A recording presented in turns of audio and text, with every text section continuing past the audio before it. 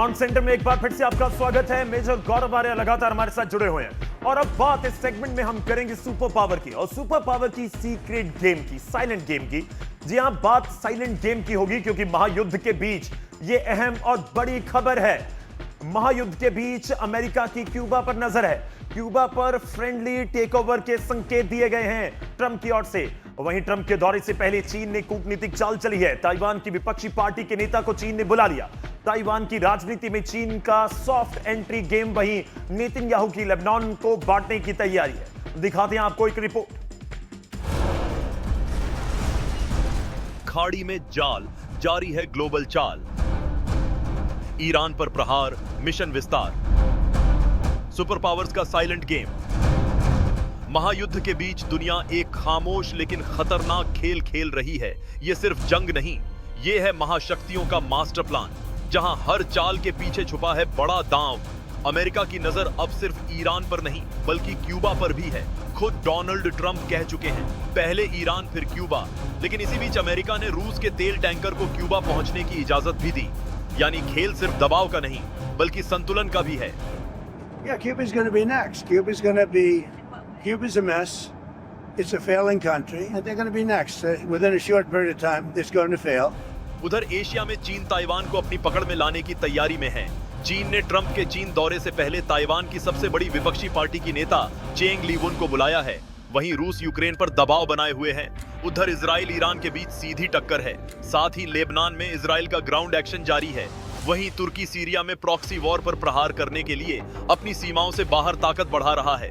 महायुद्ध की इस मैट्रिक्स में कोई ना कोई देश अपनी अपनी चाल चल रहा है। कोई तेल के लिए, कोई जमीन के लिए, तो कोई सत्ता और दबदबे के लिए। अब सवाल यही है, क्या यह साइलेंट गेम दुनिया को तीसरे विश्व युद्ध की तरफ धकेल रहा है? जब भी चीन की एंट्री होती है या रूस का जिक्र होता है और एक बीच अमेरिका का है, और सीधे संकेत या बात होने लगती है कि क्या ये थर्ड वर्ल्ड वॉर का संकेत है। इसके ऊपर बात करेंगे, लेकिन चीन की या अमेरिका की हम बात कर रहे हैं। सुपर पावर की साइलेंट गेम से जुड़े कुछ तथ्य हमारी स्क्रीन के ऊपर आएंगे। चीन का ताइवान को लेकर प्लान क्या है? मेजर गौरव आर्य हमारे साथ हैं, उनके साथ बात करेंगे। ट्रंप की चीन दौरे से पहले कूटनीतिक चाल एक तरह से कही जा रही है। मेजर गौरव आर्य, और कुछ और पॉइंट्स हैं, अगर आप इस और आ जाएं तो एक बार दर्शक उसको जरूर देख पाएंगे। ताइवान की राजनीति में सॉफ्ट एंट्री गेम इसको कहा जा रहा है। देखिए, और एकदम से आते रहेंगे। ताइवान की विपक्षी पार्टी के नेता का चीन दौरा बहुत अहम है और ताइवान को अपना मानता रहा है, या मानता है या दावा करता है चीन। मेजर गौरव आर्य, ये वाकई ताइवान प्लान चीन का है, इसको समझा जाए इस पूरे माहौल के बीच जहां मिडिल ईस्ट में जंग छिड़ी है? देखिए, साफ सीधी बात है गौरव जी, अमेरिका दुनिया का सबसे बड़ा सुपर पावर है, इसमें कोई किसी को डाउट नहीं है। और चीन को एक बात पता है कि अमेरिका दो बड़े युद्ध में फंसा हुआ है।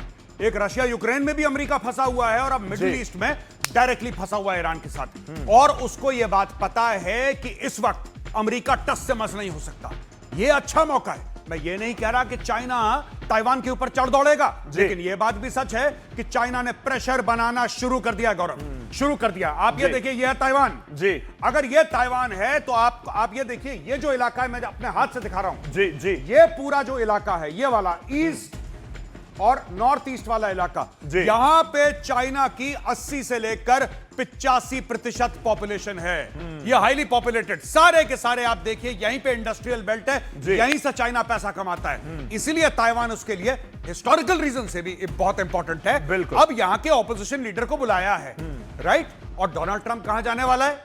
चाइना जी। एक चाल शय और मात, बीच में क्यूबा जी। क्यूबा किसका गढ़ है? रशिया का जी। रशिया तेल भेज रहा है क्यूबा के लिए, अमेरिका उस तेल को काट रहा है। और दो देश जिसका 90% तेल चाइना खरीदता था, पहला वेनेजुएला, दूसरा ईरान जी, नल बंद कर दिया अमेरिका ने। यह भी गेम चल रहा है। चलिए, जो आप जिक्र कर रहे थे, चाइना से, चीन से ताइवान 130 किलोमीटर है, और आपने ऑलरेडी उस पूरे इलाके का जिक्र कर दिया जहां से पूरा पैसा चीन को आ रहा है। चीन की अर्थव्यवस्था जो पूरी दुनिया में छाई रहती है, या दावा किया जाता है तो वही, तो ये इतनी पास होने की वजह से भी, चलिए आपने हिस्टोरिकल रीजंस का जिक्र कर दिया, लेकिन मेरा यह सवाल है कि इस बीच ये मूव चीन का, इसको किस तरह से समझा जाए कि ये वर्ल्ड पूरे को किस तरह से इंपैक्ट कर सकता है, या चीन को लग रहा है कि हाँ ये सही मौका है एंट्री करने? देखिए, चाइना अभी ताइवान के ऊपर हमला नहीं करेगा जी, बिल्कुल नहीं करेगा। चाइना चाह रहा है कि 10 और लड़ाइयों में अमेरिका व्यस्त हो जाए। अमेरिका के पैसे लग जाएं, अमेरिका कमजोर हो जाए, फिर चुपचाप जाएगा और ताइवान को निगल लेगा। चाइना के लिए बहुत बड़ी बात नहीं है। आज की तारीख में चाइना किससे डर रहा है? रिपरकशन से जी। क्योंकि अमेरिका कुछ ना कुछ ऐसा कर सकता है जिससे चाइना को नुकसान हो। चाइना कह रहा है इत्मीनान से बैठो, इत्मीनान से बैठो, कोई डर, कोई हड़बड़ी की बात नहीं है। यहां पे अमेरिका फिर से गलती करेगा और जिस दिन गलती करेगा उस दिन दबोच लेंगे। जी बिल्कुल। और बीच ये भी सवाल है कि अरब युद्ध का जो साइलेंट गेम है उसको किस नजर से देखा जाए। ये कूटनीतिक चाल का जिक्र हो रहा है। मैं इससे पहले ये भी बात कर रहा हूं कि चीन ताइवान एनाकोंडा स्ट्रेटेजी की बात होती है और सॉफ्ट गेम एंट्री की बात हो रही है। ताइवान की विपक्षी पार्टी के नेता का चीन दौरा आता है। लेकिन अब सवाल यही है कि दुनिया की बड़ी इकोनॉमी या सुपर पावर जिनको कहा जाता है, उनमें चीन है, उनमें रूस है और उनमें बात अमेरिका की भी होती है। आप ये भी नजर रखिए, मैं आपको एक बार दिखाता हूं, उसके बाद बात करूंगा। एक नजर चीन के एनाकोंडा स्ट्रेटेजी के ऊपर भी डालते हैं, जिसका इस्तेमाल चीन ताइवान के खिलाफ करता है। देखिए, चीन की एनाकोंडा स्ट्रेटेजी ताइवान के खिलाफ चीन की रणनीति का हिस्सा है। सांप की तरह धीरे धीरे घेरने की रणनीति, सीधा हमला नहीं, घेरेबंदी को करना, समंदर आसमान से सैन्य घेराबंदी करना, आर्थिक नाकेबंदी कर देना, सप्लाई कट कर देना, उसका भी प्लान बनाना और बिना जंग, बहुत इंपॉर्टेंट है देखिए चीन को लेकर, कि जंग नहीं करने की जरूरत, झुकाने की जरूरत है और वही चाल है और उसका ही जिक्र है। ये एनाकोंडा स्ट्रेटेजी, ये तो कोई गुरिल्ला वॉर हो रही हो उसमें कोई कोड वर्ड की तरह लगता है। देखिए, यही चीज बहुत लोगों ने, वेनेजुएला को ऐसा लग रहा था कि रूस आएगा चाइना आएगा जी, सीरिया को लग रहा था रूस आएगा चाइना आएगा, ईरान को लग रहा था रूस आएगा चाइना आएगा, दोनों में से कोई कहीं नहीं आया।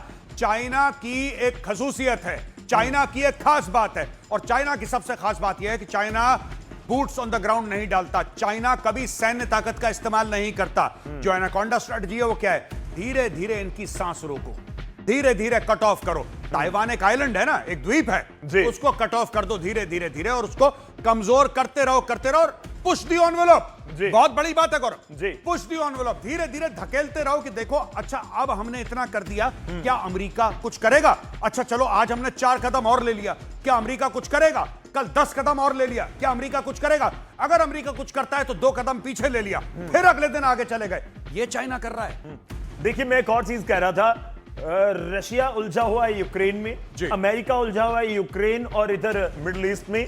चीन ऐसा देश लगता है जो अपनी अर्थव्यवस्था पर फोकस भी कर रहा है और कंट्रोल बहुत सारी चीजों को कर रहा है जी। कहीं ना कहीं उसका प्लस पॉइंट है या उसकी स्ट्रेटेजी का एक हिस्सा भी। बिल्कुल, चीन कभी फालतू की चीजों में नहीं पड़ता कि यहां पे बम मार दो, यहां पे मिसाइल मार दो, नहीं। चाइना इज वेरी क्लियर कि हमें अगर अपने मकसद हासिल करने हैं तो हमें लॉन्ग गेम खेलना है, T20 नहीं खेलना जी। ये टेस्ट मैच खेल रहे हैं लोग। चलिए, चीन से जुड़ी एक और बड़ी खबर है, वो भी आपको दिखा रहे हैं आपकी स्क्रीन के ऊपर। चीन ने पुराने फाइटर जेट को ड्रोन में बदला है।